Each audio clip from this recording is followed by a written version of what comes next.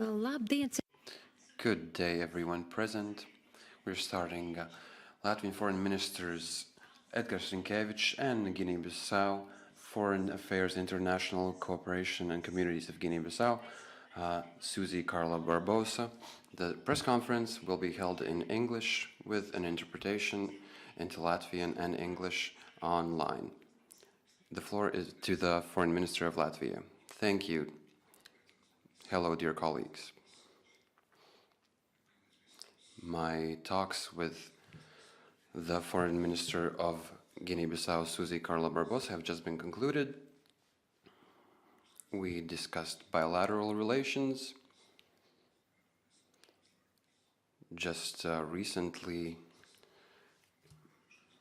we concluded the agreement on establishment of diplomatic relations. We talked about cooperation of the Western African Economic Community, where Guinea-Bissau is currently the presiding country. And if we talk about the content of our talks, I would divide it into three larger topics. First of all, it's strengthening our bilateral relations and cooperation in economics, and our cooperation in IT and agricultural products. And we talked about Guinea-Bissau being one of the best exporters of agricultural products in the region, and talked about culture, education on a bilateral and regional level. And another thing, we discussed our cooperation in international bodies and organizations, especially taking into account that we are both countries are parts of larger regional organizations. We of the EU and Guinea-Bissau of the African Union and the Economic Community of West African countries. And given the situation in the world, and Europe especially, is quite complex, that's the third large topic. We talked about what's happening in Ukraine, the Russian war against Ukraine, and we explained to each other the nuances which are important. And I noted that it's very important for us to work with our partners in Africa to make our stance more understood. Why do we think that in the UN and other international formats the Russian actions should be evaluated principally? And we have historical experience, and we believe that during the Soviet occupation, this was a time which can be looked at in parallel to colonialism in Africa. And we see this fight against Russia as a fight against a colonial power. And we heard the opinion of our friends from Guinea-Bissau on very important issues such as food safety and availability of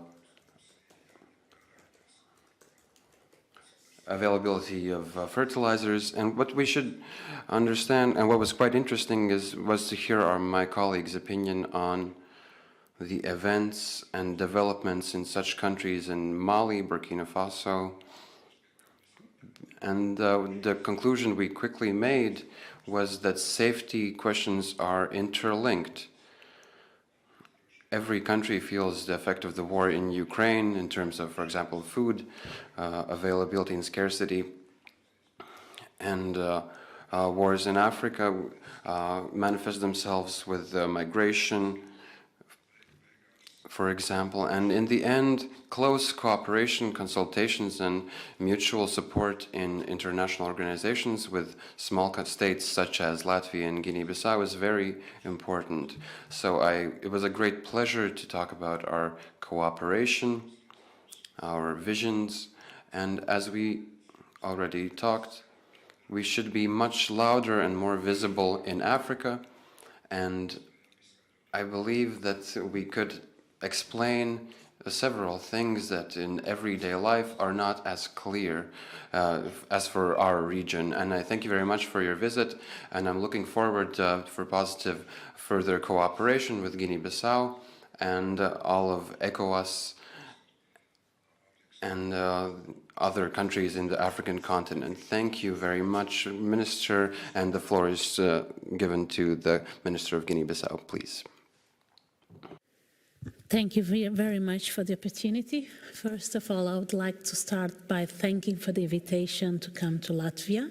For you to know, it's the first official visit of a member of government of Guinea-Bissau to this country, which I think is very important, because through this visit, my country will have the chance of knowing Latvia and knowing the opportunities of negotiation, of trade with your country. I think by being both of us small countries and by being both of us countries with a quite a small population, for you to have an idea, Guinea-Bissau has also about 1 million people as Latvia, so we have all this in common.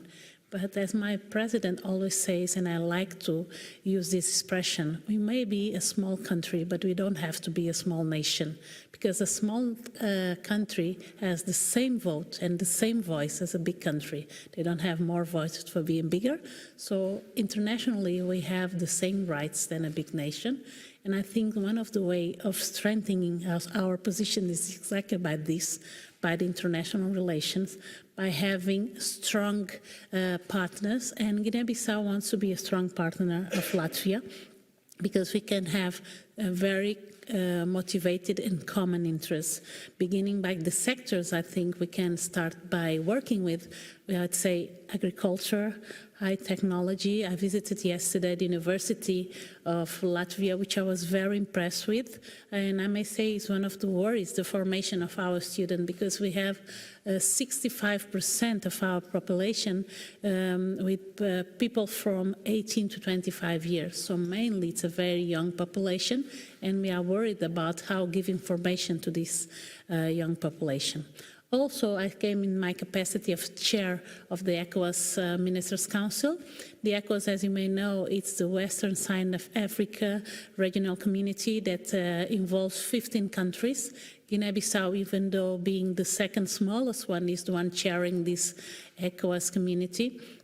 And I think it's very important for us to know our realities and to know that for Latvia it's important to have this partner, because when you are candidates to an international position, it's important to have your country and your goals known by this country that probably are going to make a difference when we are voting for this international position. So I want to thank you for this opportunity of knowing more about your culture, about knowing more about your history, but also knowing about the opportunities of us cooperating bilaterally. I want to end up by saying that this is the result of my visit to European Union that has a very good cooperation with the ECOWAS for many years, and that the main reason I came to Europe this summer is exactly to have the annual meeting between the ECOWAS and the European Union, and that you, as part of the European Union, I think you may be interested in also cooperating with the countries from the ECOWAS. In all, I think it was a very positive visit. I had the chance of being received by His Excellency, the President of the Republic, by the Speaker, by the Vice Speaker, and today by my homologue, the Minister of Foreign Affairs. And I think I go back with an idea that I will not only transmit to Guinea-Bissau, but I will be able to transmit to the 15 countries that are members of the ECOWAS. So I want to thank you, and I would like to stand officially a visit, invitation to my homologue to come and see not only Guinea-Bissau, but to see the opportunities in West Africa. We could identify immediately the sector of agriculture, but also the sector of tourism, trade. I think it's very important for you to have this opportunity, and in case you don't know, Guinea-Bissau, even being very small, has the third biggest contract for fisheries with the European Union. The only countries that have bigger contract than us are Mauritania and Morocco, and we are the third biggest suppliers of fish for the European Union. So I think there's an opportunity also for industry and for other areas you'd like to explore. Thank you very much. Paldies, ministres kundzei. Laiks Thank you, Ms. Minister. Time for media questions. Good day, Emily Jirgensson from the Latvian television. I'll start with a question for the minister from Guinea-Bissau. Your president met Ukrainian President Volodymyr Zelensky to talk about grain export problems because of the war started by Russia in Ukraine. And Africa values Ukrainian grain. It's very important for them. Is this problem resolved? Secondly, when the war started, the Russian foreign minister visited African countries to talk about the Russian version about what is happening in Ukraine. How do you feel this Russian propaganda in your country? Third question.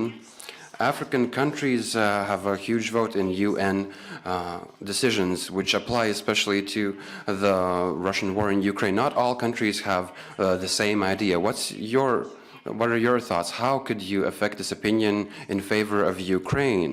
And the question for our Minister Edgars Rinkēvičs, how do you see Guinea-Bissau helping to actualize and prioritize the Ukrainian question in the UN? Start by saying that the reason why we visit, because I was with my president when we went to Ukraine. We went to Russia first, and then we went to Ukraine last October.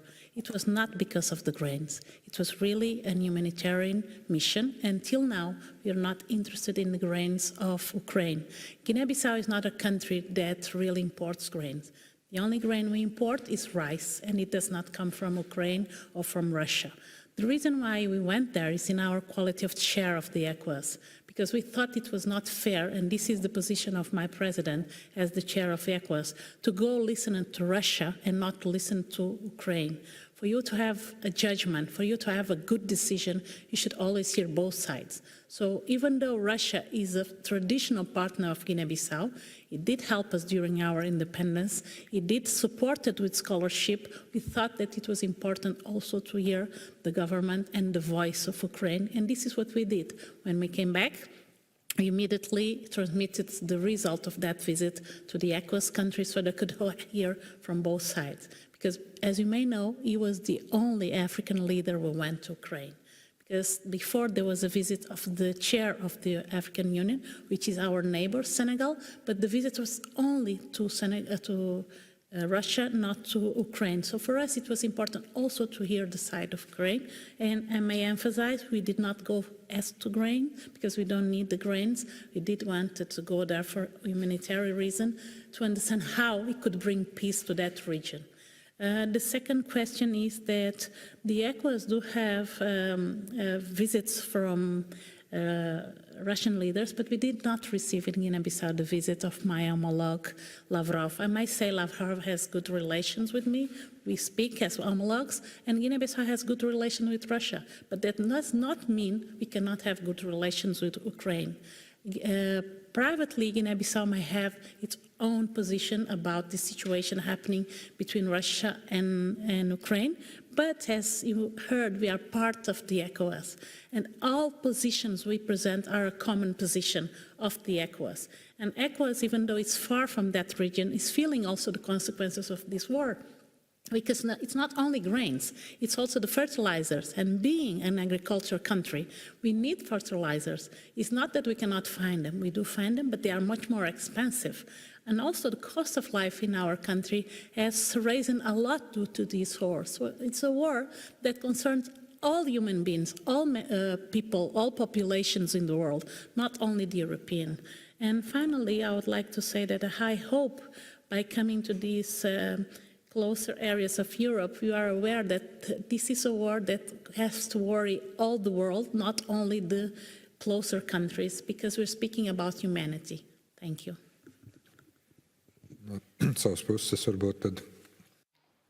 From my side, I will answer both of the questions. So first of all, it is evident that we work with states that are maybe a bit further away from the war started by Russia against Ukraine. And not only in a historical perspective, but as I previously said, we generally see that the Russian actions in Ukraine are a kind of a repetition of history, what colonial powers did against colonies in the 20th century, fighting for their influence and trying to maintain their influence. And now the Baltic states, from an international point of view, can very well explain the situation from a historical perspective, taking into account that for 50 years we were occupied by the Soviet Union. During these 50 years, we've had a very good and serious lesson that you should fight for independence. But me and my colleague already discussed that in many African countries, both universities and studies that were and there still are available in the Soviet Union, it's a fact that Russia has a specific university where you can study African studies and relations with African countries. And like it or not, in the European Union, you do not have this centralized policy with this bilateral opportunity. So that is quite evident that the historical memories are quite different in different sides. And I'm very grateful for my colleague that she visited the Museum of Occupation, that she could become familiar with our history. And just as we listen to the history of African countries with great respect when they explain their position. And why do we believe that we need an ad hoc tribunal for investigation of war crimes? We respect that states can have different opinions, but at least there is a dialogue where we can justify one decision or another and ensure these votes. But a voice was heard very clearly, and the opinion was heard very clearly about them having any sort of war is not acceptable, and you already heard that in the responses. Secondly, yes, we use this opportunity to talk to African countries which are presiding, chairing countries in regions, and there are many such organizations in Africa, because there's more than 50 states in Africa. And me and my colleague already outlined how relations could go with the 15 ECOWAS states, just as we talked about from our side cooperation with Baltic states. And we will continue communication, and Latvian officials will visit Africa.